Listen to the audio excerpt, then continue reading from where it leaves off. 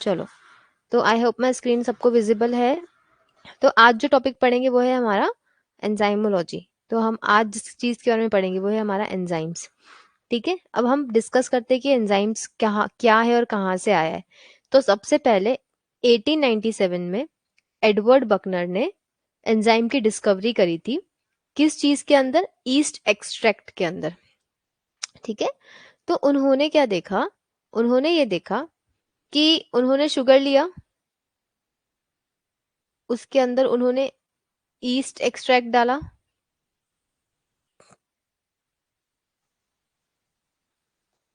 और थोड़े दिन बाद उनको अल्कोहल मिला। तो उन्होंने क्या बोला कि इसके अंदर डेफिनेटली ऐसा कोई कंपोनेंट है जो शुगर को अल्कोहल में कन्वर्ट करने के लिए रिस्पॉन्सिबल है। ठीक है, इसके अंदर डेफिनेटली ऐसा कोई कंपोनेंट है जो शुगर को अल्कोहल में कन्वर्ट करने के लिए रिस्पॉन्सिबल है। तो सबसे पहले एंजाइम को डिस्कवर किसने किया था? एडवर्ड बकनर ने। फिर इसको जो नेम दिया वो किसने दिया था? आपका डब्ल्यू क्यूने ने। तो डब्ल्यू क्यूने ने एंजाइम को नेम दिया। तो एंजाइम का मतलब होता है, एन मतलब होता है इन, जाइम मतलब होता है ईस्ट, मतलब इन द ईस्ट, मतलब ईस्ट के अंदर। ठीक है, and that's how the name enzyme was introduced. ठीक है, और फर्दर डिस्कवरी और डिस्कवरी हुई तो पता चला कि ऑल एंजाइम्स आर प्रोटीन। जितने भी एंजाइम्स उनको उनको मिलते चले गए, तो साइंटिस्ट ने बोला ऑल एंजाइम्स आर प्रोटीन। ठीक है, जैसे जैसे डिस्कवरी होती चली गई। पर जब और डिस्कवरी हुई तो पता चला not all enzymes are protein. Okay, all enzymes are protein, this statement is not correct. ठीक है, फिर क्या करेक्ट है? फिर करेक्ट है आपका most of the enzymes, most of the enzymes are protein, most of the enzymes are made up of protein और they are protein. ठीक है, क्यों स्टेटमेंट गलत हो गया? क्योंकि जब आगे बहुत सारी डिस्कवरी हुई तो पता चला कि RNA molecule can also act as a enzyme. RNA molecule can also act as an enzyme. RNA के पास भी कैटालिटिक एक्टिविटी प्रेजेंट है, और इसी ऐसा एंजाइम जो आरएनए का बना हुआ होता है उसको बोलते हैं हम राइबोजाइम्स। ठीक है, so ribozymes is an enzyme, okay, which is made up of RNA molecule and has a catalytic activity. Then catalytic activity किस पे डिपेंड करती? It is completely depend on the conformation of protein और conformation of the basic material जिससे भी आपका enzyme बना हुआ है। ठीक है, तो catalytic activity depends on the conformation of enzyme definitely. अब बात आई कि आप एंजाइम को नेम कैसे करोगे। मतलब मैं क्या बोलूं? आपको तो बहुत सारे एंजाइम्स मिल गए, आप सबको एंजाइम एंजाइम तो नहीं बोल सकते। एंजाइम तो ब्रॉडर कैटेगरी हो गई। आप उनको एक स्पेसिफिक नेम दोगे, जैसे हम प्रोटीन प्रोटीन करते हैं तो हम ये बोलते हैं ना कि silk is a protein, keratin is a protein, haemoglobin is a protein, collagen is a protein. मतलब हमने हर प्रोटीन को एक डिफरेंट नेम दिया हुआ है, राइट? मतलब broader category is protein, and then उसके अंदर आपने नैरो डाउन किया हुआ है कि किस प्रोटीन का क्या नाम है। Likewise enzyme is a broader category. अब हमें जो जितने भी एंजाइम मिलते चले जाएंगे न्यू, उनको हमें नाम देना पड़ेगा ना, तब तो वो एक दूसरे से यूनिक होंगे। तो जब नॉमेनक्लेचर की बात आई, जब नई नई डिस्कवरी हो रही थी, तो उन्होंने बोला कि हम क्या करते हैं, एंजाइम को ना जो रिएक्शन वो कैटेलाइज करता है, ठीक है, मतलब जिस सबस्ट्रेट पे वो काम करता है उसके हिसाब से उसको हम नाम दे देते हैं। ठीक है, तो उन्होंने बोला मानो लिपिड है, एंड लिपिड को डिग्रेड करने वाला एंजाइम, जो लिपिड को क्या करे? डिग्रेड करे, उसको हम बोल देते हैं लाइपेज। ओके, तो मोस्ट कॉमनली सफिक्स ऐड करे करो उसमें एज, जिससे पता चलेगा कि वो एंजाइम है।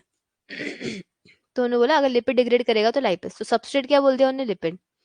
अगर सबस्ट्रेट हो गया आपका प्रोटीन, ठीक है, तो आप उसको बोल दो प्रोटीएज, अगर उसको डिग्रेड कर रहा है तो। ठीक है, लाइकवाइज। पर जब उन्होंने देखा तो ऐसे तो बहुत सारे प्रोटीन है, और हर प्रोटीन को डिग्रेड करने वाला या सिंथेसाइज करने वाले को अगर हम सिंथेज या प्रोटीएज ही बोलते चले जाएंगे तो फिर हमारा पर्पस कैसे सॉल्व होगा, फिर हम कैसे आइडेंटिफाई करेंगे कि कौन सा एंजाइम क्या काम कर रहा है, राइट? और एक एंजाइम मल्टीपल सबस्ट्रेट पे भी काम कर रहा है, तो ये वाला नॉमेनक्लेचर का तरीका तो फेल हो गया। फिर क्या करें? फिर आया एक आपका सिस्टमैटिक नॉमेनक्लेचर सिस्टम। ठीक है, क्या आया? सिस्टमैटिक। वो सिस्टमैटिक नॉमेनक्लेचर सिस्टम में क्या किया गया? आपका एंजाइम को एक स्पेशल तरीके से नेम किया गया और नंबर दिया गया, उसको बोलते हैं एंजाइम कमीशन नंबर। क्या बोलते हैं हम लोग उसको? एंजाइम कमीशन नंबर और ईसी नंबर। ठीक है, और EC number. This enzyme commission number और EC number, this enzyme commission number और ईसी नंबर जो है आपका, वो क्या है? वो एक ऐसा यूनिक नंबर है, वो एक ऐसा यूनिक नंबर है जो हर एंजाइम के लिए डिफरेंट है। ठीक है, और ये नंबर कैसे बना होता है? तो ये नंबर जो होता है, ये ये 4 डिजिट का एक नंबर होता है। ठीक है, कितने डिजिट का नंबर होगा आपका? 4 डिजिट का।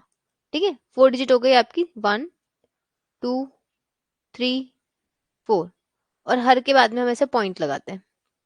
ठीक है, 1 2 3 4, ये 4 डिजिट्स हो गई आपकी। तो जो पहली डिजिट होती है वो डिनोट करती है आपकी क्लास।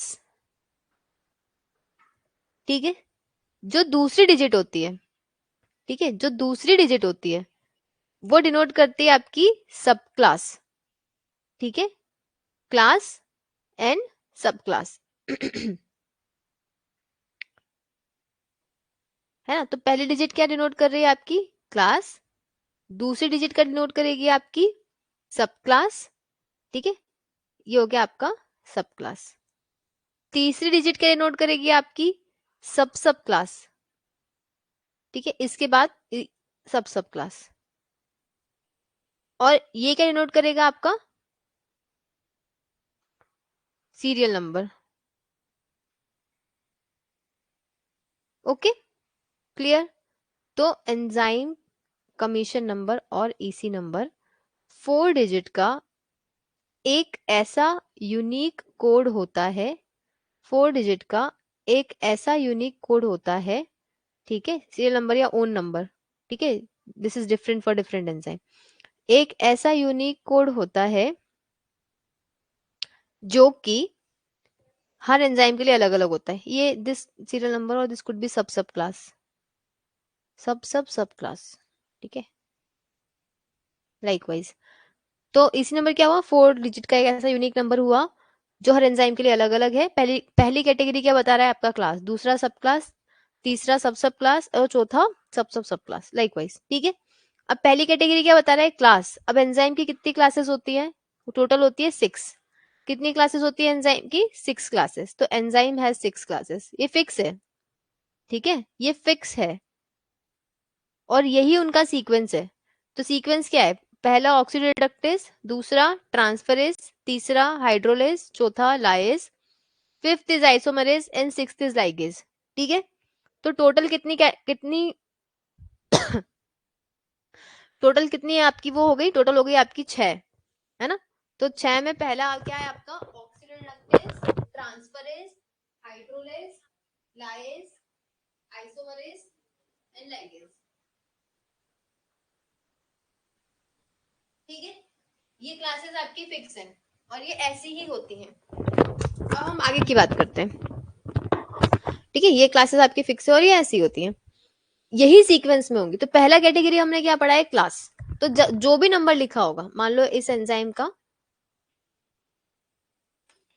नंबर लिख दिया मैंने 3.4, 0.6, 0.10। ठीक है, सो ऑन सो फोर्थ। तो पहला पहला क्या डिनोट कर रहा है? आपका क्लास। कौन से नंबर का क्लास है? थर्ड नंबर का। मतलब क्या काम करेगा एंजाइम? एंजाइम क्या है आपका? हाइड्रोलेज। ओके, तो लाइकवाइज ऐसे करके इसी नंबर आते हैं। तो जितने भी यूनिक एंजाइम्स होते हैं आपके, जैसे आप जितने भी एंजाइम पढ़े होंगे अभी तक आपने, डीएनए पॉलीमरेज, आरएनए पॉलीमरेज, ये सारे किस किस कैटेगरी में आते हैं और ये कैसे काम करते हैं, तो इनके क्लास नंबर क्या है ना, इसी नंबर क्या है, ये समझना बहुत जरूरी है। ठीक है, क्योंकि ये बहुत बेसिक चीजें हैं जो आप जितना भी एंजाइम पढ़ोगे सब जगह आपको काम आने वाला है। तो एंजाइम में कितनी क्लासेस होगी? 6। पहला क्या हो गया आपका? ऑक्सीडो रिडक्टेज, है ना, पहला क्या हो गया आपका? Oxido reductase. ऑक्सीडो रिडक्टेज मतलब कैसे, नाम से पता चल रहा है क्या काम करेगा? ऑक्सीडेशन, ऑक्सीडेशन प्लस रिडक्शन का काम करेगा, ऑक्सीडेशन प्लस रिडक्शन का काम करेगा, ठीक है। दूसरा है आपका ट्रांसफरेज, ठीक, दूसरा क्या है आपका? ट्रांसफरेज। ट्रांसफरेज क्या काम करेगा? ग्रुप ट्रांसफर करने का काम करेगा। क्या काम करेगा? ग्रुप्स को ट्रांसफर करने का काम करेगा, ठीक है। ट्रांसफर मतलब एक एक प्लेस से ग्रुप लेकर दूसरे प्लेस पे देने का काम करेगा। ऑक्सीडेशन रिडक्शन का एग्जाम्पल क्या है आपका? डिहाइड्रोजिनेज, ऐसा एंजाइम। तो एग्जाम्पल क्या है आपका? डिहाइड्रोजिनेज, ऑक्सीडो रिडक्टेज का। ट्रांसफरेज का एग्जाम्पल क्या है आपका? ट्रांसएमिनेज, ठीक है। ट्रांसफरेज का एग्जाम्पल क्या है आपका? ट्रांसएमिनेज। और kinase, kinase is also one of the example. Kinase किसका ट्रांसफर करता है? फॉस्फेट ग्रुप का। ट्रांसएमिनेज किसका ट्रांसफर करता है? अमीनो ग्रुप का, ठीक है। देन हाइड्रोलेज, हाइड्रोलेज क्या करेगा? तो डिग्रेडेशन करेगा, ठीक है। क्या करेगा ये? हाइड्रोलिसिस का काम करेगा, हाइड्रोलेज, है ना। देन इसका एग्जाम्पल है लाइपेज, प्रोटीएज एक्सेट्रा। और हाइड्रोलिसिस कैसे करेगा? तो by addition of water. Hydrolysis मतलब होता है by degradation by addition of water, okay. Then lyase, lyase कैसे काम करेगा? तो लाइज जो होता है वो आपका एडिशन और रिमूवल का काम करता है, मतलब सिंगल बॉन्ड डबल बॉन्ड ऐसे कन्वर्जन का काम करता है।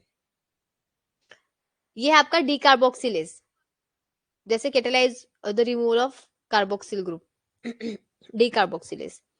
देन आइसोमरेज, आइसोमरेज आइसोमराइजेशन का काम करेगा। आइसोमराइजेशन मतलब आइसोमर्स बनाएगा। इसका सिंपल सा सीधे आइसोमरेज एग्जांपल है, ठीक है। तो आइसोमर्स बनाएगा मतलब जैसे ग्लूकोज से फ्रक्टोज, और आपस से फ्रक्टोज से ग्लूकोज एंड सो ऑन, ठीक है। ये चेंजेस करेगा, तो हो गया आपका आइसोमरेज। देन लाइगेज, लाइगेज क्या काम करेगा? तो आपने पढ़ा होगा, लाइगेज अभी एडिशन का काम करता है, ठीक है। क्या काम करता है लाइगेज आपका? एडिशन का काम करता है, जोड़ेगा, ठीक है। दो दो के बीच में बॉन्ड बनाएगा, बट इसकी कंडीशन क्या है? ये एटीपी डिपेंडेंट है, ठीक है। कैसे काम करता है लाइगेज आपका? एटीपी डिपेंडेंट काम करता है। तो दो मॉलिक्यूल को जोड़ेगा, बट उसकी कंडीशन क्या है? क्या लगेगा उसके लिए? आपको एटीपी लगेगा। इसका सीधा सा एग्जांपल है सिंथेटेज और DNA ligase are the example of 6th class, okay. Then question is how enzyme works. Enzyme कैसे काम करता है? क्या है ऐसी चीज जो एंजाइम को काम करने के लिए मजबूर करती है? या एंजाइम जब काम करता है तो वो क्या करता है किसी भी रिएक्शन में? तो रिएक्शन कैसी होती है? रिएक्शन होती है आपकी ऐसी, एंजाइम प्लस सबस्ट्रेट, ठीक है, will give you enzyme substrate complex will give you enzyme plus product, ठीक है। इस रिएक्शन को रट डालो, ये हमेशा, ये रिएक्शन आपको हमेशा आने वाली है। तो क्या है? Enzyme plus substrate will give you enzyme substrate complex will give you enzyme plus product, ठीक है।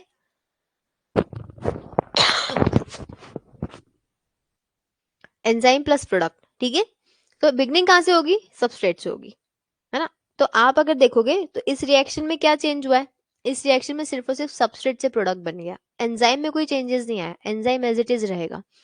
तो एंजाइम क्या काम करता है? एंजाइम सिर्फ और सिर्फ रिएक्शन को कैटेलाइज करता है, ये रिएक्शन में टेक पार्ट नहीं करता, ये सिर्फ रिएक्शन को कैटेलाइज करता है। कैटेलाइज करता है इसका मतलब क्या हुआ? तो मोस्टली एंजाइम जो होता है वो एनर्जीज पे खेलता है ना। वो क्या काम करता है? अगर सिर्फ सबस्ट्रेट से आपको प्रोडक्ट बनाना है बिना एंजाइम के, तो आपको बहुत टाइम लगेगा। आप खाना खाओ बहुत देर तक, हो सकता है 2 दिन तक आपके पेट में खाना आपको भूख ही नहीं लगे।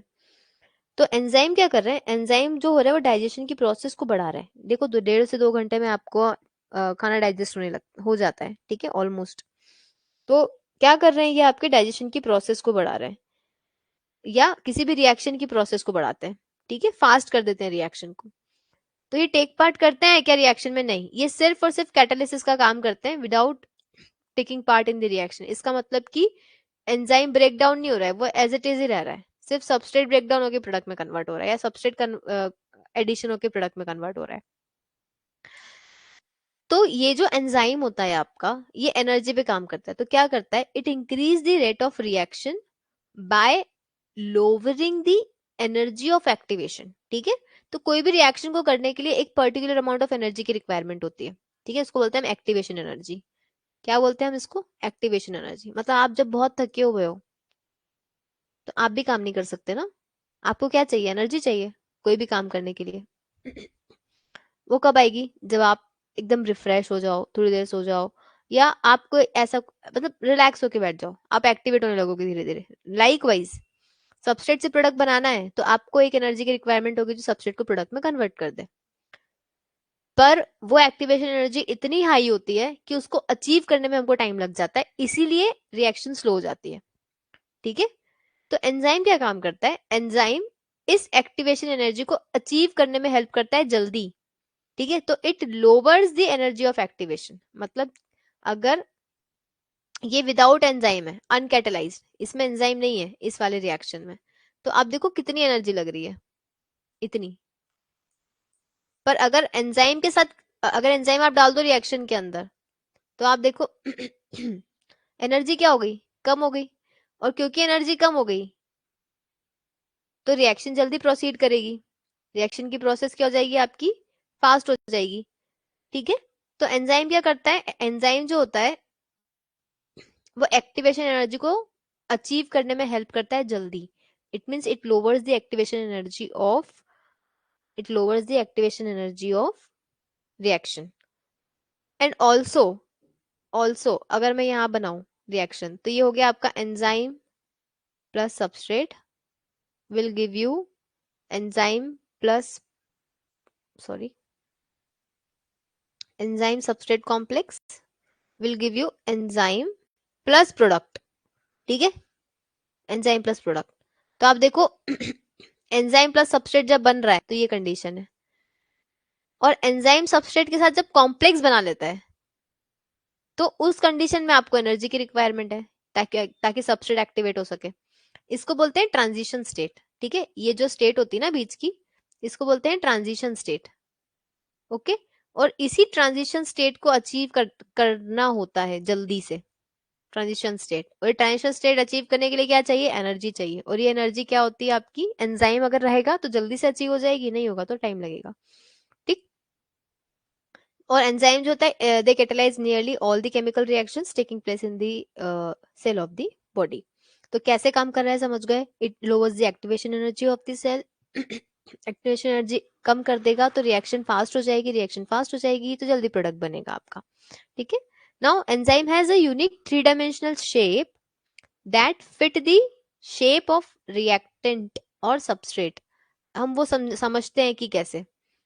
तो एंजाइम जो होता है वो क्या कर रहा है आपका, रिएक्शन की एक्टिवेशन एनर्जी को लोअर कर रहा है। ठीक है, it lowers the activation energy of reaction.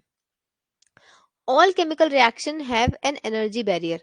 अब जितनी भी केमिकल रिएक्शंस है आपकी, सब में क्या होता है, एनर्जी बैरियर होता है जिसको हम एक्टिवेशन एनर्जी बोलते हैं। और ये क्या सेपरेट करता है, रिएक्टेंट और प्रोडक्ट को सेपरेट करता है। तो कोई भी स्टेबल मॉलिक्यूल है, तो सबस्ट्रेट तो स्टेबल मॉलिक्यूल है ना, उस वो थोड़ी ना कोई डिग्रेड हो रहा है, तो उसको एकदम से किसी दूसरे प्रोडक्ट में चेंज करना है, किसी भी स्टेबल मॉलिक्यूल को, तो आपको एक्टिवेशन एनर्जी लगेगी। एनहेंस इसीलिए एंजाइम ये एक्टिवेशन एनर्जी को जल्दी अचीव करने में हेल्प कर रहा है। अब कुछ कुछ टर्म होते हैं आपके, जैसे catalytic efficiency, specificity, mild reaction condition, right. तो क्या क्या टर्म्स हम ध्यान रखते हैं जब हम एंजाइम पढ़ते हैं, तो हम पहला टर्म याद रखते हैं कैटालिटिक एफिशिएंसी। आप अच्छे से सुनना है सारे टर्म्स, क्योंकि आगे आगे के चैप्टर्स में ये सभी आने वाला है। अभी आगे के स्लाइड्स में जो आप पढ़ोगे और आगे के जो यूनिट्स आ रहे हैं, है ना, वो बहुत सारी जगह, जैसे पूरा आप बायोकेमिस्ट्री पढ़ोगे, अभी बायोसाइकिल्स पढ़ोगे ना, मेटाबॉलिज्म पढ़ोगे, तो मेटाबॉलिज्म में एंजाइम एंजाइम ये सब चीजें ही आती हैं आपकी, है ना। तो कैटालिटिक एफिशिएंसी क्या होता है, कैटालिटिक एफिशिएंसी का सिंपल सा मतलब होता है कि किसी भी एंजाइम की फंक्शन करने की कैपेसिटी कितनी है। ठीक है, how fast it can catalyse the reaction, उसको बोलते हैं कैटालिटिक एफिशिएंसी। स्पेसिफिसिटी क्या होता है, स्पेसिफिसिटी का मतलब होता है कि कोई भी एंजाइम जो होता है वो अपने सबस्ट्रेट के लिए स्पेसिफिक होता है। मतलब मान लो ये एंजाइम है और उसका सबस्ट्रेट 1 है और सबस्ट्रेट 2 है और सबस्ट्रेट 3 है। ठीक है, अगर लो let me take with the diagram, अगर ये एंजाइम है और ये एंजाइम का ये एक्टिव साइट है, तो वो ऑब्वियसली इसी सबस्ट्रेट से बाइंड करेगा, वो इससे तो कर नहीं सकता, ना ही वो इससे कर सकता है, ठीक है। तो हर एंजाइम अपने सबस्ट्रेट के लिए क्या होता है, वो स्पेसिफिक होता है, तो वो उसी सबस्ट्रेट से जुड़ता है जो उसके एक्टिव साइट में फिट हो जाए, ठीक है, जो उसके एक्टिव साइट में फिट हो जाए, जिसके साथ वो इंटरेक्ट कर पाए प्रॉपरली, वो उसी से जुड़ता है, ठीक है। चलो नेक्स्ट समझते हैं अपन। नेक्स्ट हम बात करते हैं एंजाइम का स्ट्रक्चर क्या होता है। तो जो एंजाइम होता है वो दो तरीके के होते हैं, एक होते हैं आपके सिंपल एंजाइम, एक होते हैं आपके कॉन्जुगेटेड एंजाइम। एक होते हैं आपके सिंपल एंजाइम, एक होते हैं आपके कॉन्जुगेटेड एंजाइम। सिंपल एंजाइम का मतलब होता है कि अगर एंजाइम पूरा की पूरा प्रोटीन का बना हुआ हो और उसमें दूसरा कोई कंपोनेंट हो ही ना, तो इस तरह के उसको बोलते हैं हम लोग सिंपल एंजाइम, ठीक है। अगर उसमें दूसरा कोई कंपोनेंट ही ना हो तो क्या बोलोगे आप, इसको सिंपल एंजाइम बोलोगे, ठीक। सिर्फ प्रोटीन ही और दूसरा कोई कंपोनेंट ना हो तो बोलोगे सिंपल एंजाइम। अगर वो कॉन्जुगेटेड एंजाइम है तो उसमें कम से कम दो कंपोनेंट मिलेंगे, ठीक। क्या क्या मिलेंगे, एक मिलेगा आपको एपो एंजाइम, एक मिलेगा आपको को एंजाइम, ठीक है। एक मिलेगा आपको एपो एंजाइम, एक मिलेगा आपको को enzyme. Apo enzyme is a protein part. Apoenzyme is a protein part, ठीक है। क्या हो गया, एपोएंजाइम आपका प्रोटीन पार्ट हो गया, हाँ। कौन सा पार्ट हो गया ये आपका, प्रोटीन। जबकि coenzyme is a non protein part, it is a non protein part, मतलब ये प्रोटीन के अलावा कुछ होगा, जैसे कि ये ऑर्गेनिक मॉलिक्यूल हो सकता है, जैसे कि ये कोई आयन हो सकता है, जैसे कि ये कुछ और ग्रुप हो सकता है, ठीक है। तो यहाँ पे क्या क्या होता है, कोएंजाइम और कोफैक्टर और प्रोस्थेटिक ग्रुप, ठीक है, कुछ भी हो सकता है, ठीक है, प्रोस्थेटिक ग्रुप। अब जो कॉन्जुगेटेड एंजाइम बना तो क्या बना आपका, ये हो गया एपो एंजाइम, ये हो गया coenzyme. Apo enzyme protein part हो गया, कोएंजाइम नॉन प्रोटीन पार्ट हो गया, और कॉन्जुगेटेड, और जब दोनों जुड़ेंगे तो क्या बनेगा आपका कॉन्जुगेटेड एंजाइम। तो जब ये दोनों अलग अलग है तो ये क्या, कैसी स्टेट में है आपके, इनएक्टिव। और ये एक्टिव कब होंगे, ये तब एक्टिव होंगे जब दोनों जुड़ जाएंगे, ठीक है। तो इस कॉन्जुगेटेड एंजाइम को हम एक नाम से और बुलाते हैं, इसको बोलते हैं हम होलो एंजाइम, ठीक है। क्या बोलेंगे इसको हम, होलो एंजाइम। तो what is holo enzyme, holo enzyme is apoenzyme, it is a conjugated protein, conjugated enzyme where apoenzyme, two components are there, apoenzyme and cofactor, coenzyme, so on, ठीक है। Prosthetic group जो आपको चाहिए,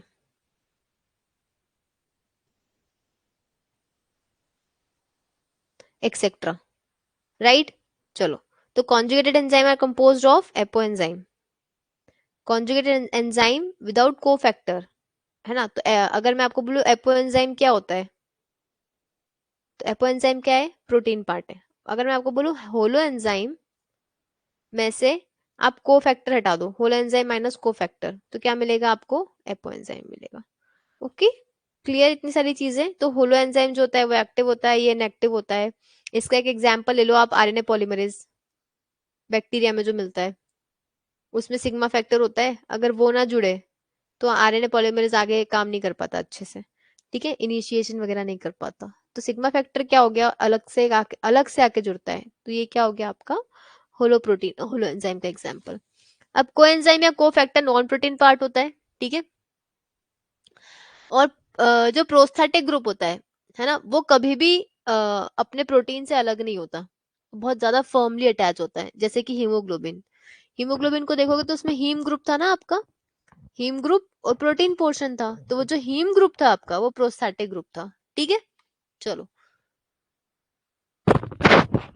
sorry. तो हो गया coenzyme, cofactor, apoenzyme, holoenzyme, ठीक है। Coenzyme component derived from organic, तो कोएंजाइम बोलोगे, जैसे कि vitamin, NAD etcetera etcetera. Cofactor, metal ions वगैरह अगर हो इनऑर्गेनिक तो हो जाएगा आपका cofactor. Apoenzyme protein, holoenzyme combination of both. Enzyme को काम करने के लिए हमने बोला कि एक तरह के कंफर्मेशन की रिक्वायरमेंट होती है, और ये कंफर्मेशन क्या होता है, तो ये होती है इसकी एक्टिव साइट, ठीक है। क्या होता है इसका एक्टिव साइट? ये जो एक्टिव साइट वाला पोर्शन होता है एंजाइम में, यही वो लोकेशन होती है, ठीक है, यही वो लोकेशन होती है जहां पे आपका सबस्ट्रेट बाइंड करता है। क्या बाइंड करेगा? जहां पे आपका सबस्ट्रेट। तो एक्टिव साइट कैसा हो गया? तो एक्टिव साइट एक 3D कंफर्मेशन होता है। प्रोटीन हम पढ़ चुके हैं, प्लीज डू रिवाइज, ठीक है। जिसने नहीं देखा है आप प्लीज जाइए प्रोटीन देखिए। 3D कंफर्मेशन होता है। ये 3D कंफर्मेशन में एक्टिव साइट एक सॉकेट की तरह होता है, और इस सॉकेट के अंदर क्या फिट होता है? आपका सबस्ट्रेट फिट होता है, ठीक है। सबस्ट्रेट के लिए एक साइट होता है। कैसा इंटरेक्शन करता है? तो नॉन कोवेलेंट इंटरेक्शन करता है, ठीक है। नॉन कोवेलेंट कोवेलेंट समझाया है मैंने। तो नॉन कोवेलेंट इंटरेक्शन करता है। नॉन कोवेलेंट इंटरेक्शन कैसे होते हैं? तो वीक इंटरेक्शंस होते हैं, टेम्पररी इंटरेक्शंस होते हैं, ठीक है। परमानेंट इंटरेक्शंस नहीं होते, मतलब लॉन्ग टर्म इंटरेक्शंस नहीं होते। ऐसा नहीं है कि एक बार जुड़े तो फिर ऐसा जुड़ गया कि वो हटेगा ही नहीं, ठीक है। ऐसा नहीं करना है ना, हमें तो टेम्पररी इंटरेक्शन चाहिए कि एंजाइम के साथ सबस्ट्रेट जुड़े तो वो उसको रिलीज करे वापस से, है ना। हम तो ये चाहते हैं, रिलीज करेगा तभी तो प्रोडक्ट बनाएगा, नहीं तो फिर एंजाइम तो एक सबस्ट्रेट से जुड़ा तो जुड़ा ही रह गया, कभी वो अलग ही नहीं हुआ। तो कैसे इंटरेक्शंस होते हैं आपके? Non covalent, such as ionic, hydrogen bond, etcetera etcetera, ठीक है। तो वीक इंटरेक्शंस होते हैं इन जनरल। फिर जो आपका एक्टिव साइट होता है, ठीक है, जो आपका एक्टिव साइट होता है वो क्या करता है? वही डिसाइड करता है कि एंजाइम की एक्टिविटी कैसी होगी, ठीक है। एंजाइम कैसे काम कर रहा है, क्या कर रहा है। तो एक्टिव साइट ही रिस्पॉन्सिबल होता है आपका एंजाइम की एक्टिविटी के लिए, ठीक है। चलो अब नेक्स्ट चीज होती है एक्टिव साइट के अलावा और क्या होता है एंजाइम के पास में? तो एक रेगुलेटरी साइट होती है एंजाइम के पास में। एक्टिव साइट के अलावा और कौन सी साइट होती है आपकी? रेगुलेटरी साइट होती है। ये जो रेगुलेटरी साइट होती है ये एक एक्स्ट्रा साइट होती है, ठीक है, एक्स्ट्रा, जो कि एक्टिव साइट के अलावा मिलेगी। कहाँ मिलेगी? तो पूरे एंजाइम में कहीं भी, यहाँ यहाँ यहाँ यहाँ, पूरा इतना बड़ा एंजाइम है, इसमें कहीं भी मिल सकती है, पर वो एक्टिव साइट की लोकेशन पे नहीं मिलेगी। और इसका काम क्या होता है? इसका काम होता है एंजाइम को ऑन या ऑफ करना, रेगुलेट करना, ठीक है। क्या रेगुलेट करना? कि अब एंजाइम को काम करना है कि नहीं करना है, ठीक है। अब मान लो कि आपने बहुत सारा प्रोटीन खाया, तो बॉडी में प्रोटीएज की जरूरत है, मतलब आपको डिग्रेड करना पड़ेगा ना प्रोटीन, तभी तो आपकी बॉडी इसको एब्जॉर्ब कर पाएगी, आगे फंक्शन कर पाएगी। तो आपको प्रोटीएज चाहिए। पर अगर आपने कार्बोहाइड्रेट खा लिया बहुत सारा और प्रोटीन खाया ही नहीं है, तो वो प्रोटीएज एक्टिव ही क्यों होंगे? है ना, नहीं होंगे ना एक्टिव, क्योंकि अभी रिक्वायरमेंट नहीं है। आपने कार्बोहाइड्रेट खा लिया बहुत सारा तो प्रोटीएज की रिक्वायरमेंट नहीं है। तो लाइकवाइज, ठीक है, लाइकवाइज तो रेगुलेटरी साइट क्या काम करता है? किसी भी एंजाइम को ऑन या ऑफ करने का काम करता है। रेगुलेटरी साइट जो होता है नंबर में कितना हो सकता है? तो नियरली 1 होता है। एक्टिव साइट जो होता है वो भी 1 पर एंजाइम होता है। एक एंजाइम पे एक ही एक्टिव साइट होगा, क्लियर, ठीक है। चलो अब अमीनो एसिड हमने पढ़े थे। अमीनो एसिड सबको याद होंगे, हमने अमीनो एसिड्स पढ़े थे, ठीक है। तो अमीनो एसिड्स में क्या होता है? जो आपका आर ग्रुप होता है एक्टिव साइट पे, जो आर ग्रुप होता है वो बहुत इंपॉर्टेंट होता है for determining the specificity of the substrate, ठीक है। मतलब यहाँ पे किस तरह के अमीनो एसिड्स मिल रहे हैं एक्टिव साइट में, वो वो ये डिफाइन करते हैं कि उस एंजाइम की पर्टिकुलर सबस्ट्रेट से क्या स्पेसिफिसिटी होगी, ठीक है। अब एक्टिव साइट की दो थ्योरी आई हैं आपकी। एक होती है लॉक इन की थ्योरी, एक होती है आपकी इंड्यूस्ड फिट थ्योरी, ठीक है। तो सबसे पहले है आपकी लॉक इन की थ्योरी। तो लॉक इन की मॉडल जो था वो एंजाइम एक्शन के लिए आया for the active site specifically.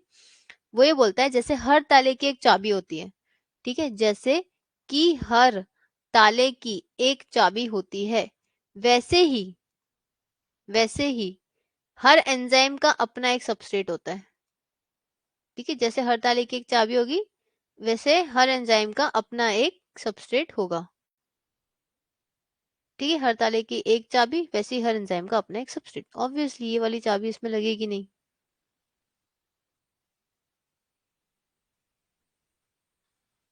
है ना। इसकी की क्या है, ये वाली इसकी की है, ये की इसमें लगेगी नहीं। ठीक। तो जैसे हर ताले की एक चाबी है, वैसे हर एंजाइम का अपना एक सबस्ट्रेट है, और वो उसके लिए स्पेसिफिक है, और वो अपना शेप चेंज नहीं करता, है ना। जो शेप सबस्ट्रेट का है, वैसा का वैसा एक्टिव साइट का भी शेप है। तो एक्टिव साइट का शेप उसने बोल दिया कि एंजाइम में कांस्टेंट होता है, और वो उसके सबस्ट्रेट के हिसाब से होता है। वो सॉकेट जो होता है, ये जो सॉकेट है, ये देखो सबस्ट्रेट के हिसाब से फिक्स है, बिल्कुल भी चेंज नहीं होगा। ये लॉकिन की किसने दिया, एमएल फिशर ने 1890 में। ड्रॉबैक क्या था इसका, ड्रॉबैक ये था कि जब हमें पता चला कि भैया एक ताला दो चाबियों से खुल सकता है, होता है ना, पिन से भी खुल जाएगा, इससे भी खुल जाएगा, चाबी से भी खुल जाएगा, और जुगाड़ भी आप लगा लोगे। जब हमें पता चला कि एक ताला दो चाबियों से खुल सकता है, इसका मतलब क्या हुआ कि one enzyme can act on two substrates, but specificity का मतलब होता है अगर दो से कर रहा है तो फिर वो दो के लिए स्पेसिफिक है। ठीक है, अगर दो के लिए कर रहा है तो फिर वो उन दो के लिए स्पेसिफिक हो जाएगा, राइट।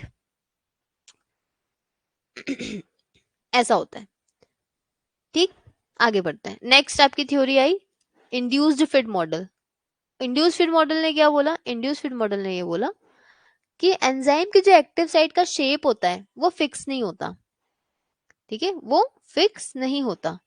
जैसे ही सबस्ट्रेट आएगा उसका, जैसे ही उसका अपना सबस्ट्रेट आएगा, वैसे ही वो उसमें फिट हो जाएगा। ठीक है, जैसे ही उसका अपना एक सबस्ट्रेट आएगा, वैसे ही वो उस एक्टिव साइट, उस अपने सबस्ट्रेट के हिसाब से शेप ले लेगी।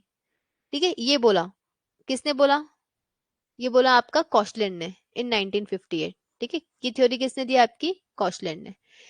तो induce fit model is the most acceptable model of enzyme action or for the active site or interaction of enzyme with the substrate। ठीक है, तो ये कॉशलैंड दो थ्योरी है आपकी, एक आया इंड्यूस फिट, एक आया ये, है ना। हम आगे की बात करते हैं।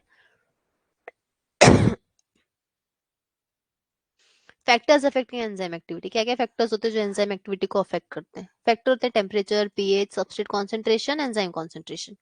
ठीक है, टेम्परेचर मतलब हर चीज को काम करने के लिए एक ऑप्टिमम कंडीशन लगती है। What do mean by optimum condition. ठीक है, तो आप अपने आप को कंसिडरेशन में लो, आप खुद को सोचो। आप सोचो कि आप एंजाइम हो, और अगर मैं आपको -20 डिग्री पे भेज दूं, आप काम करोगे क्या, नहीं कर पाओगे। आपको अपने ऊपर बहुत सारे जैकेट्स वैकेट्स पहनने पड़ेंगे, इतने इतने कि बहुत दिक्कतें आएंगी आपको। फिर मैं वापस एक्सट्रीम पे भेज दूं, काम कर पाओगे, नहीं। मतलब आपको भी फंक्शन करने के लिए एक ऑप्टिमम कंडीशन की रिक्वायरमेंट होती है। ठीक है, क्या चाहिए आपको, एक ऑप्टिमम कंडीशन चाहिए, right. And this type of optimum condition enzyme को भी चाहिए, राइट। तो क्या चाहिए, जैसे कि ऑप्टिमम टेम्परेचर, तो वो टेम्परेचर जिस पे एंजाइम अपना मैक्सिमम एक्टिविटी देता है ना, उसको बोलते हैं ऑप्टिमम टेम्परेचर। ठीक है, जब आपका enzyme maximum active, for example हमारी बॉडी के लिए, हमारी बॉडी के एंजाइम्स का ऑप्टिमम टेम्परेचर क्या है, 37, क्योंकि हमारी बॉडी का टेम्परेचर 37 है। वैसे ही जो ऑर्गेनिजम्स जिस टेम्परेचर में रह रहे हैं उसके लिए वो उसका ऑप्टिमम हो गया। उसका पीएच ऑप्टिमम क्या है, जैसे हमारी बॉडी का ऑप्टिमम पीएच क्या है, 7, यही है। और हमारे बॉडी में एंजाइम भी इस पे ही काम करते हैं। पर अगर आप स्टमक में देखोगे, तो स्टमक में पेप्सिन कितने पे काम करता है, 2 पे। आप उसको 7 पे रखोगे तो वो काम नहीं करेगा। वे स्ट्रिप्सिन कितने पे काम करता है, 8 पे। आप उसको 2 पे रखोगे तो काम नहीं करेगा, है ना। तो हमारी बॉडी में जो जिस जगह पे जो एनवायरनमेंट है, उस जगह पे वो एंजाइम आपका काम करता है, बेस्ड ऑन देयर फंक्शन। तो सब सारे एंजाइम का ऑप्टिमम पीएच टेम्परेचर अलग अलग हो सकता है, ऐसा नहीं जरूरी है कि सबका एक ही होगा, but there is a some common pH and temperature. जैसे हमारी बॉडी के जितने भी एंजाइम्स हैं उनका समवेयर टेम्परेचर 37 ही होगा, और समवेयर उनका पीएच 7 ही होगा। ठीक है, then substrate concentration, substrate concentration मतलब कि एंजाइम को काम करने के लिए कोई सबस्ट्रेट तो चाहिए ना, सबस्ट्रेट होगा नहीं तो काम ही नहीं करेगा, और सबस्ट्रेट इंक्रीज करोगे तो एंजाइम का फंक्शन भी बढ़ जाएगा। ठीक है, तो सबस्ट्रेट कॉन्सेंट्रेशन कैसे अफेक्ट करता है एंजाइम एक्टिविटी को, तो with increase in substrate concentration enzyme activity also increases, then जब वो अपने मैक्सिमम पे पहुंच जाएगी फिर वो क्या हो जाएगी, आपकी कांस्टेंट हो जाएगी। ठीक है, फिर क्या हो जाएगी, उसकी एक्टिविटी कांस्टेंट हो जाएगी। Next is enzyme concentration. जैसे जैसे एंजाइम कॉन्सेंट्रेशन बढ़ाते जाओगे रिएक्शन भी क्या होगी, आपकी स्पीड बढ़ाती चली जाएगी। आपको एक घर बनाना है, आपने एक ही मिस्त्री लगा रखा है, ठीक है, बनाने वाला वर्कर कितना है, एक, और आपको वही घर बनाने के लिए अगर मैं 10 वर्कर लगा दूं तो काम क्या होगा, फास्ट हो जाएगा ना, इसलिए रिएक्शन भी क्या हो रही है, आपकी फास्ट हो रही है with increase in enzyme concentration. Clear, तो मैकेनिज्म हमने समझा, फैक्टर अफेक्टिंग हमने समझा, एंजाइम कैसे काम करता है हमने अभी ये समझा। तो हमने बेसिक रिएक्शन समझी, which is enzyme plus substrate will give you enzyme substrate complex will give you enzyme plus product. ये रिएक्शन बहुत बेसिक है पर ये बहुत जरूरी है, याद करना। दो मॉडल समझे, लॉक एंड की and induce fit. Most acceptable model निकला अपना इंड्यूस फिट। ठीक है, एक एमिल फिशर ने दिया था, एक कॉस्टलिन ने दिया था। फिर अपने फैक्टर्स अफेक्टिंग पढ़े, temperature, pH, concentration of substrate and enzyme. अब हम बात करेंगे एंजाइम काइनेटिक्स की। अब चालू होगा रियल एंजाइम, अभी कुछ चालू नहीं हुआ है, मतलब हो गया है, बट अब यहां से चालू होगा आपका रियल एंजाइम कि एक्चुअल में एंजाइम जो है वो क्या है। तो काइनेटिक्स का मतलब क्या होता है, ठीक है, काइनेटिक्स का मतलब होता है जो हमेशा मोशन में रहता है। ठीक है, मतलब हम किसी भी चीज का काइनेटिक्स कब निकालते हैं, जब वो चीज किस में आती है, आपकी मोशन में आती है।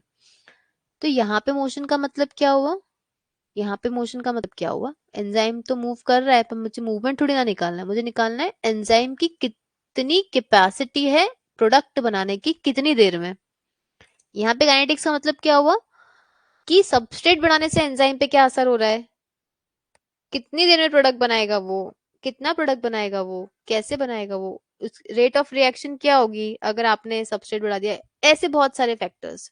ठीक है, तो जब भी आप एंजाइम का mode of action, mechanism, substrate पे कैसे काम करता है, रिएक्शन को कैसे कैटेलाइज करता है, जब भी आप ये सब चीजें स्टडी करते हो तो इस तरह की स्टडीज को हम क्या बोलते हैं, इस तरह की स्टडीज को हम एंजाइम काइनेटिक्स बोलते हैं। ठीक है, क्या बोलते हैं हम लोग, एंजाइम काइनेटिक्स बोलते हैं। और ये एंजाइम काइनेटिक्स जो होता है इसकी वापस से यही बेसिक रिएक्शन है। ठीक है, समझो, enzyme plus substrate will give you enzyme substrate complex will give you enzyme plus product। ठीक है, इस काइनेटिक में आप देखना कि मैंने कहीं कहीं रिवर्सिबल लगाया है, राइट, और कहीं मैंने रिवर्सिबल नहीं लगाया है। ठीक है, हमें यही करना है, ये बाद में हम बताते हैं कि ये मतलब it is theoretically possible but practically थोड़ा डिफिकल्ट है। ये रिवर्स हो सकता है बट ये कंडीशन सेम टाइम पे नहीं हो सकती है ना, ये अलग अलग बायोकेमिकल पाथवे में चली जाएगी फिर। तो आपने कुछ कुछ रिएक्शन देखोगे कि रिवर्सिबल रिएक्शंस होती है, मतलब अगर सबस्ट्रेट बना, सबस्ट्रेट से प्रोडक्ट और प्रोडक्ट से सबस्ट्रेट, वापस से रिएक्शन पॉसिबल है, बिल्कुल हो सकती है। ठीक है, पर कंडीशन अलग हो जाती है फिर। चलो तो हम वापस से उसकी बात करते हैं। तो हम बोल रहे हैं कि अभी बना एंजाइम प्लस सबस्ट्रेट, तो कांस्टेंट हुआ K1, फिर एंजाइम सबस्ट्रेट कॉम्प्लेक्स बन गया, इससे जब एंजाइम प्लस प्रोडक्ट बनेगा तो कांस्टेंट होगा आपका K2। ठीक है, वापस अगर रिवर्स होगी रिएक्शन तो हो जाएगा K-1 और सॉरी K-2 और K-1। ठीक है, अगर रिएक्शन रिवर्स हो गई तो। क्लियर, इतनी चीज समझ गए। अब हम काइनेटिक्स क्यों पढ़ते हैं, हम काइनेटिक्स पढ़ते हैं मैकेनिज्म पता करने के लिए, ऑप्टिमम कंडीशंस पता करने के लिए, रेट ऑफ रिएक्शन पता करने के लिए, और एंजाइम की कैटालिटिक एफिशिएंसी पता करने के लिए। क्या पता करने के लिए, कैटालिटिक एफिशिएंसी, कितनी कैपेसिटी है एंजाइम की, कितना अच्छे से काम करता है, कौन से सबस्ट्रेट पे कौन सा एंजाइम बहुत अच्छा काम करेगा, एक्सेट्रा एक्सेट्रा। ठीक है, अब इसको समझो। सबसे पहले आपके एक साइंटिस्ट थे, एक या दो तीन साइंटिस्ट आए, ठीक है ना, तो अगर आपको काइनेटिक्स निकालना है तो rate of enzyme catalyse reaction, तब रेट ऑफ रिएक्शन ही निकाल रहे हैं अल्टीमेटली हम। तो सबसे पहले एंजाइम काइनेटिक्स जो था वो आपका माइकलिस मेंटन ने दिया था, मतलब उससे पहले भी और भी पहले और भी साइंटिस्ट ने कोशिश करी थी, ठीक है, पर ये दिया किसने था आपका, माइकलिस मेंटन ने दिया था। और ये जो काम था वो किया किसने था, तो हेनरी ने किया था, जिसके काम को माइकलिस और मेंटन ने आगे बढ़ाया था, ठीक है, लाइकवाइज। तो माइकलिस मेंटन इक्वेशन दिया उसने, क्या दिया, माइकलिस मेंटन इक्वेशन। तो इन 1913 माइकलिस और मेंटन ने एक काम करा, किसके काम पे, वी हेनरी के काम पे, और ना मैकेनिज्म निकालने की कोशिश करी कि एंजाइम जो होता है वो रिएक्शन को कैटेलाइज कैसे करता है, ठीक है, एंजाइम रिएक्शन को कैटेलाइज कैसे करता है, इसकी एक मैकेनिज्म कैसे करता है, कितना कर सकता है, कितनी देर में कितना प्रोडक्ट बना देगा, की एक कोशिश करी। जिसके लिए उन्होंने क्या करा, उन्होंने ना एक ग्राफ बनाया, उसको बोलेंगे अपन माइकलिस मेंटन ग्राफ। पहले इक्वेशन फिर ग्राफ, पर go for the graph first and then go for the equation, ठीक है। कैसे और क्या हुआ और क्यों हुआ वो सब समझते हैं, है ना। तो देखो, 1 सेकेंड।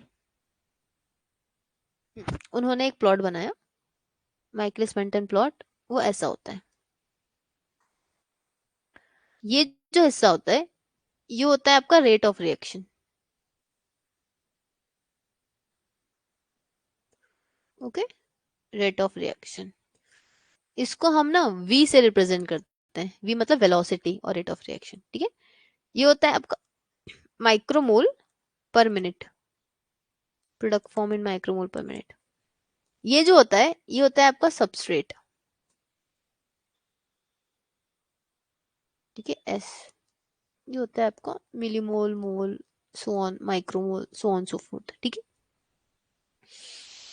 अब उन्होंने क्या बोला कि जैसे जैसे आप सबस्ट्रेट बढ़ाओगे वैसे वैसे रेट ऑफ रिएक्शन बढ़ेगी बढ़ेगी बढ़ेगी बढ़ेगी बढ़ेगी बढ़ेगी बढ़ेगी, एक पॉइंट आएगा ये कांस्टेंट हो जाएगी। अब फर्क नहीं पड़ेगा, आप कितना ही सबस्ट्रेट डालते चले जाओ, कोई फर्क नहीं पड़ रहा, है ना। तो ये बिल्कुल वैसा है कि आपने 10 लोगों को खाने पे बुलाया और आपने एक ही रोटी दी, क्या होगा, एक ही जना खा पाएगा। अगर आप जैसे जैसे रोटियां बढ़ाते चले जाओगे, 2 3 4 5 6 7 8 तो 10 लोग एक साथ खा रहे होंगे, आपने एकदम से 100 रख दी, खाने वाले 10 ही हैं तो एक बार में तो 10 ही जाएंगे ना, 100 तो चले नहीं जाएंगे सीधे 100। 10 लोग तो एक बार में 10 ही रोटियां जाएंगी। लाइकवाइज अगर आपके पास 10 एंजाइम है और एक ही सबस्ट्रेट है, तो ये 10 एंजाइम तो एक सबस्ट्रेट को नहीं खा सके, एक ही एंजाइम एक सबस्ट्रेट को खा पाएगा। पर अगर 10 एंजाइम है और आपके पास में 10 सबस्ट्रेट हो गए, 10 सबस्ट्रेट, तो सारे के सारे एंजाइम की कैपेसिटी फुल हो गई। अब आप 11th भी दोगे तो जगह ही नहीं है, क्योंकि 10 एंजाइम थे, 10 सबस्ट्रेट से फुल हो गए, ठीक है। तो कैपेसिटी कितनी है उस हिसाब से आपकी रिएक्शन क्या होती है, बढ़ना घटना डिपेंड करता है।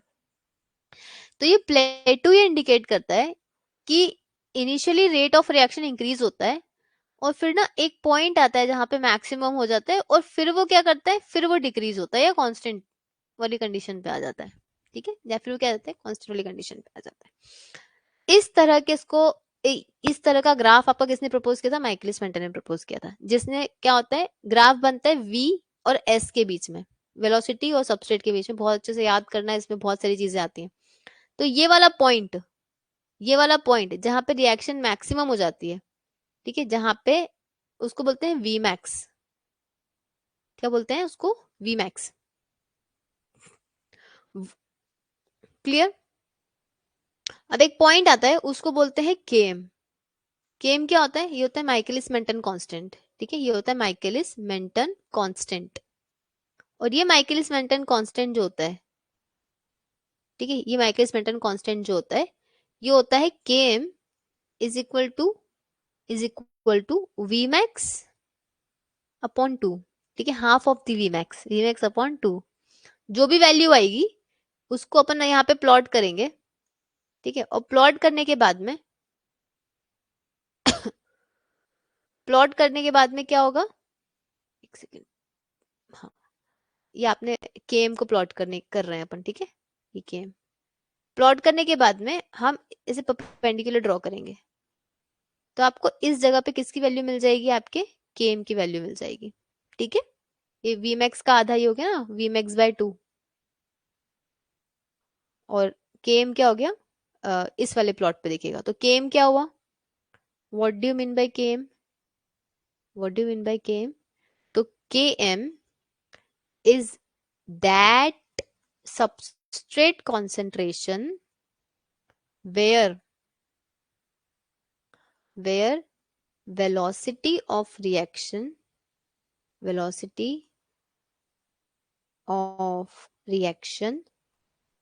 is at half maximum,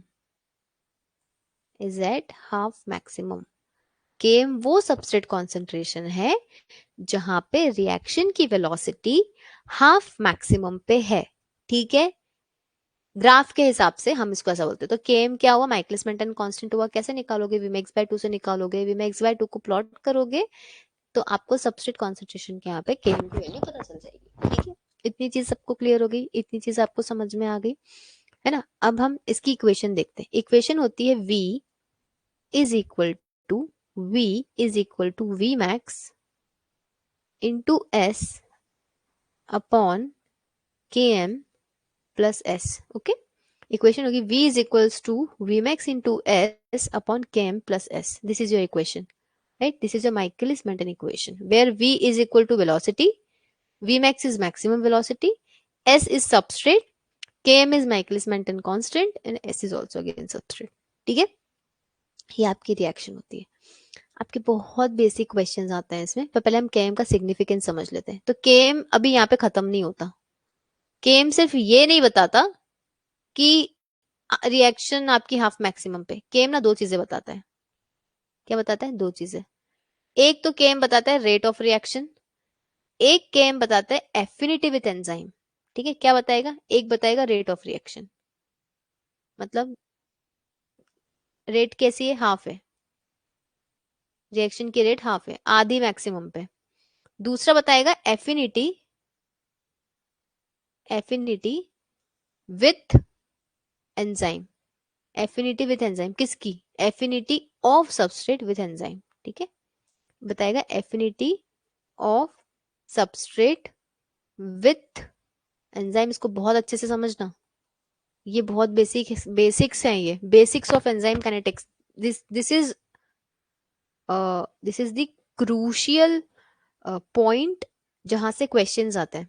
ये बहुत ऐसे एकदम स्टार मार्क समझ लो इसको, एंजाइम काइनेटिक्स को। तो केम चीजें क्या बताता है, केम दो चीजें बताता है। एक तो केम बताता है आपका कि हाँ, एक तो केम बताता है कि रेट ऑफ रिएक्शन क्या होगी। तो क्या होगी rate of reaction, half maximum. ठीक है, क्या होगी आपकी rate of reaction, half maximum. यहाँ पे रेट ऑफ रिएक्शन हाफ होगी। ठीक है, हाफ मैक्सिमम पे होगी। इसका मतलब half half of the enzymes. भैया हाफ मैक्सिमम पे मतलब हमें क्या लगा कि 10 एंजाइम थे और 5 ही सबस्ट्रेट है, मतलब आधे एंजाइम फ्री है, 5 एंजाइम फ्री है और 5 एंजाइम सबस्ट्रेट कॉम्प्लेक्स में है ना। 5 एंजाइम क्या है, एंजाइम सबस्ट्रेट कॉम्प्लेक्स बना लिए, और 5 एंजाइम आपके फ्री है क्योंकि सबस्ट्रेट तो 5 ही है। ठीक है, 5 ही सबस्ट्रेट लिया आपने। तो जब आपने 5 ही सबस्ट्रेट है आपके पास, आपने हाफ ही सबस्ट्रेट है आपके पास, तो हाफ ही एंजाइम फिल्ड होंगे ना। तो half of the enzymes are in enzyme substrate complex are filled with substrate. ठीक है, पहली चीज समझ में आ गई कि रेट ऑफ रिएक्शन बता रहा है और क्या बोल रहा है कि half of the enzymes are filled with substrate. दूसरी चीज क्या बताएगा, दूसरी चीज बताएगा ये affinity with the enzyme, affinity of substrate with the enzyme. ठीक है, वो ये बताएगा कि किसी भी सबस्ट्रेट की एंजाइम के साथ में क्या एफिनिटी है, किसी भी सबस्ट्रेट की एंजाइम या किसी भी एंजाइम की उस सबस्ट्रेट के साथ में क्या एफिनिटी है। कौन बताएगा, आपका केम बताएगा। इसको बहुत अच्छे से, अगर केम की वैल्यू लो आती है, अगर केम की वैल्यू क्या आती है, लो आती है, तो enzyme has high affinity with substrate, enzyme has high affinity with substrate, मतलब अच्छे से काम करेगा वो अगर केम की वैल्यू लो है। अगर केम की वैल्यू हाई आती है तो enzyme has low affinity with substrate, मतलब अच्छे से काम नहीं करेगा, वो एंजाइम का रिलेशन उस सबस्ट्रेट से कमजोर है। अगर केम की वैल्यू हाई आ गई और केम की वैल्यू लो आ गई, मतलब एंजाइम की एफिनिटी बहुत अच्छी है। ठीक है, अब ऐसा क्यों कर रहे हैं, लो पे एफिनिटी अच्छी है, हाई पे एफिनिटी कम है, ऐसा क्यों कर रहे हो? तो ऐसा समझो कि जो चीज आपको बहुत पसंद है, वो थोड़ी सी भी होगी ना, तो आप उसको बहुत जल्दी खाने की कोशिश करोगे। ठीक है, थोड़ी भी होगी तो आप ऐसे करोगे, अरे ये चाहिए, ये चाहिए, चाहिए। पर अगर आपको जो चीज पसंद ही नहीं है, वो ढेर सारी भी रख दोगे, ढेर सारी रख दोगे, तब भी आप उसको नहीं खाओगे। और कब खाओगे, जब बहुत मजबूरी मजबूरी हो जाएगी, या मजबूरी होगी, या ठीक है थोड़ा सा टेस्ट कर लेते हैं टाइप। बिल्कुल वैसा ही है, केम की वैल्यू बिल्कुल वैसी है फॉर एंजाइम। तो अगर केम की वैल्यू लो है, इसका मतलब एंजाइम की एफिनिटी बहुत अच्छी है, मतलब लो सबस्ट्रेट कॉन्सेंट्रेशन में भी वो काम कर रहा है। और अगर एफिनिटी बिल्कुल बेकार है, तो केम की वैल्यू हाई आएगी, इसका मतलब कि हाई सबस्ट्रेट कॉन्सेंट्रेशन में भी एंजाइम अच्छे से काम नहीं कर रहा है, बिकॉज एफिनिटी क्या है उसकी, कम है। ठीक है, ओके। यही हम लोगों ने पूरा पढ़ा पूरा एंजाइम काइनेटिक्स में, और यही आता है ना। तो हमने पढ़ी माइकलिस मेंटन इक्वेशन, सॉरी, ठीक है, हमने पढ़ी माइकलिस मेंटन इक्वेशन, हमने पढ़ा वीमैक्स। वीमैक्स क्या है, तो वीमैक्स मैक्सिमम वेलोसिटी, और वो लोकेशन जहां पे all the enzymes are filled with substrate. Vmax में क्या होगा, all enzymes are filled with substrate. ठीक है, और के में क्या होगा, half of the enzymes are filled with substrate. Michaelis Menten equation हो गई आपकी ये, v is equals to Vmax, v is equals to Vmax into s upon Km plus s और s plus Km whatever. ठीक है, then मैंने आपको केम का सिग्निफिकेंस बता दिया, केम क्या क्या बताता है। तो केम क्या है, केम आपका माइकलिस मेंटन कांस्टेंट है, it is dependent on substrate concentration, बिल्कुल डिपेंडेंट है। केम इज, वही बताया मैंने कि केम वो सबस्ट्रेट कॉन्सेंट्रेशन है, is that substrate concentration eight which half of the enzyme is filled with substrate. ठीक है, जहां पे आधे एंजाइम सबस्ट्रेट से फिल्ड है, इज केम। अब केएम की एफिनिटी क्या बता रही है, तो केएम की एफिनिटी बता रही है कि अगर केएम की वैल्यू हाई होगी तो लो एफिनिटी, केएम की वैल्यू लो होगी तो हाई एफिनिटी। ठीक है, चलो, बस this is all for today, यहाँ पे खत्म करेंगे। तो if substrate concentration is very very high, अब इसका रिलेशन क्या है ना, आप समझना रिएक्शन से। अगर सबस्ट्रेट कॉन्सेंट्रेशन बहुत बहुत बहुत ज्यादा है, ठीक है, then reaction is independent of substrate concentration, मतलब कोई फर्क नहीं पड़ रहा है रिएक्शन को, है ना। क्यों फर्क नहीं पड़ रहा है, हमने भी ग्राफ देखा, हमने ग्राफ देखा कि ये प्लेटू हो गया, क्यों हो गया, क्योंकि इतना हाई सबस्ट्रेट कॉन्सेंट्रेशन है कि अब एंजाइम भी नहीं है ना उतना, रिएक्शन को फर्क नहीं पड़ रहा। पर अगर आप ये वाला हिस्सा देखोगे जहां पे सबस्ट्रेट कॉन्सेंट्रेशन कैसा है, लो, तो reaction is dependent on substrate. if substrate concentration is very high, then reaction is independent of substrate. If substrate concentration is low, then reaction is dependent on substrate. Okay, तो ये relation है आपकी equations का, right right? चलो दो question solve कर लो, that would serve your purpose. Now there are three enzymes, एक क्वेश्चन है आपका, there are three enzymes in a reaction E1 E2 and E3। ठीक है, एंड वन सबस्ट्रेट, एक सबस्ट्रेट है, तीन एंजाइम है। Find out the enzyme which is suitable for substrate S। ठीक है, which is suitable for substrate S। substrate S है, enzyme E1 E2 E3 है, एक ही रिएक्शन में आपके, या फिर आपके पास तीन है, और आपको ये बताना है कि उस रिएक्शन में मैं कौन सा एंजाइम डालूं। ठीक है, तो कौन सा सबस्ट्रेट है उस एंजाइम के लिए सुटेबल, आपको ये बताना है। तो आपके पास एंजाइम, उसकी केम वैल्यू है, तो पहले का है 0.1, दूसरे का है 0.2, तीसरे का है 0.05। अब आपको बताना है कि इन तीनों में से कौन सा केम का वैल्यू, ठीक है, आपको बताना है कि कौन सा एंजाइम जो होगा उसका वो सबस्ट्रेट होगा। एक सेकेंड,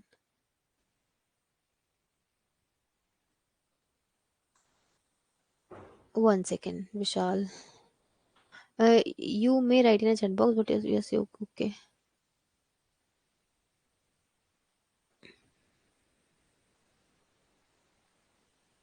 हाँ बताइए, आप कुछ बोल रहे हैं। Yes, 0.05, very good. चलिए, ठीक है, इट इज 0.05, है ना, क्यों? क्योंकि बिकॉज केएम वैल्यू इसकी लो है ना। हाई केएम वैल्यू है तो लेस एफिनिटी, लो है तो हाई एफिनिटी, और जितनी ज्यादा हाई एफिनिटी होगी उतना ज्यादा एंजाइम सबस्ट्रेट के साथ में कंफर्टेबल है। ओके, एंड यहाँ पर भी अगर आप देखोगे तो माइक्रोमोल मिलीमोल में आपके क्वेश्चंस दिए हुए हैं, ठीक है, उसको भी आप देख सकते हो। जैसे 1 मिलीमोलर है तो 100 माइक्रोमोलर, ये कन्वर्जन मैं आपको कल सिखाऊंगी। Okay, this is all about today's lecture. और कल हम एंजाइम के